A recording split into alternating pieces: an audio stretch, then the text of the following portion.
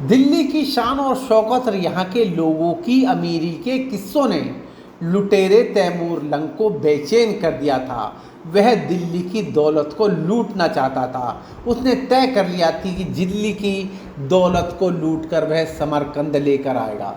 समरकंद से करीब 1000 किलोमीटर दूर दिल्ली पहुंचने के लिए वो बुरी तरह बेताब था। उसने दिल्ली कूच करने के लिए 90,000 सैनिक समरकंद में जमा किए। इतनी बड़ी संख्या में जब फौजी जमा हुए तो पूरे समरकंद शहर में धूल ही धूल फैल गई। दिल्ली समरकंद के दक्षिण पूर्व में था, वहाँ से करीब 1000 किलोमीटर। दिल्ली तक पहुँचने का रास्ता शायद दुनिया का सबसे कठिन रास्ता था, जो हिंदू कुश की पहाड़ियों के ऊपर से होकर जाता था, जिसके आसपास वो लोग रहते थे जिन्हें सिकंदर भी नहीं झुका पाया था, बल्कि सिकंदर ने जिनके सामने दोस्ती का प्रस्ताव रखा उनके आगे घुटने टेक दिए। दिल्ली पहुंचने से पहले तैमूर ने करीब 1 लाख हिंदू लोगों को बंदी बना लिया। तब अफगानिस्तान और उससे सटे इलाकों में बड़ी संख्या में हिंदुओं का बसेरा था, वहां कारोबार किया करते थे हिंदू। तैमूर लंग और दिल्ली के सैनिकों की पहली झड़प जब हुई, जब 700 सैनिकों के अग्रिम दस्ते पर मल्लू खां के सैनिकों ने, जो दिल्ली का प्रशासक था, उसके सैनिकों ने हमला बोल दिया था। उस समय दिल्ली पर सुल्तान मोहम्मद शाह का बादशाहत थी, उनका शासन था, लेकिन वास्तव में प्रशासन उनके खास सिपाह सलाहर मल्लू खां के नियंत्रण में था। तैमूर को डर था कि अगर मल्लू खां के सैनिक उस पर हमला करते हैं तो उसने जिन हिंदुओं को 1 लाख को बंदी बना रखा है, वो हिंदू मल्लू खां के फौजियों का हौसला बढ़ाएंगे, उनके समर्थन में खड़े हो जाएंगे। तैमूर को अपनी सेना के पीछे चल रहे इन हिंदू बंदियों के विद्रोह का इतना डर सताने लगा कि उसने उसी जगह एक एक करके बंदियों को मारने का आदेश दे दिया। तैमूर के साथ चल रहे धार्मिक मौलानाओं तक की ड्यूटी लगाई गई कि वो इन बंदियों को अपने हाथ से मारें, इनकी हत्या करें। 17 दिसंबर 1398 को मल्लू खां और सुल्तान मोहम्मद की सेना तैमूर की सेना से लड़ने को दिल्ली के गेट से बाहर निकली। तैमूर लड़ाई का नेतृत्व कुर्रा खां को देकर खुद जंग में कूद पड़ा। तैमूर ने अपनी आत्मकथा में लिखा है कि मैंने एक हाथ में तलवार और दूसरे में कुल्हाड़ी थाम ली थी। मैं बाएं हाथ से तलवार और दाएं हाथ से कुल्हाड़ी चलाता हुआ आगे बढ़ रहा था। एक जगह मैंने हैरान होकर मशाल की रोशनी में अपना हाथ देखा तो पता चला एड़ के हाथ से फिसलने के कारण मेरा हाथ ही नहीं, पूरा जिस्म मेरे ही खून से रंगा हुआ है, जिससे मैं भीग गया था। मैंने अपने ऊपर नज़र डाली तो सारे कपड़े खून से तरबतर थे।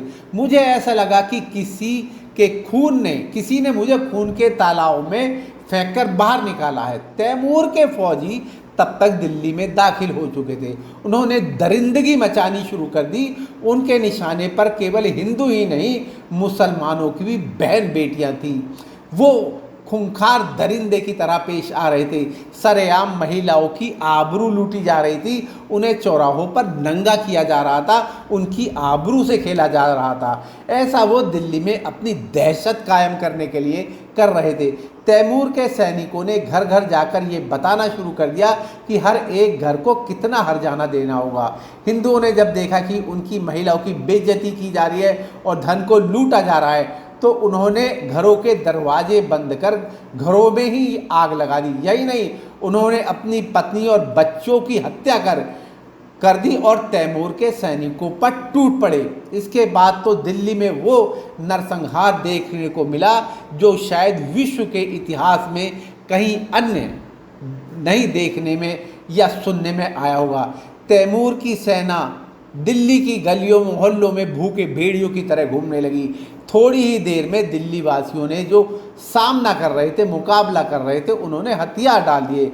मंगोलों ने दिल्ली वासियों को पूरी तरह पुरानी दिल्ली तक खदेड़ दिया, जहां उन्होंने एक मस्जिद के अहाते में शरण ली। इतिहासकार जस्टिन मरोजी लिखते हैं, तैमूर के 500 सैनिक और उसके 2 अमीरों ने मस्जिद पर हमला कर दिया और वहाँ शरण लिए हुए एक एक व्यक्ति की हत्या कर दी, उनके गले काट दिए।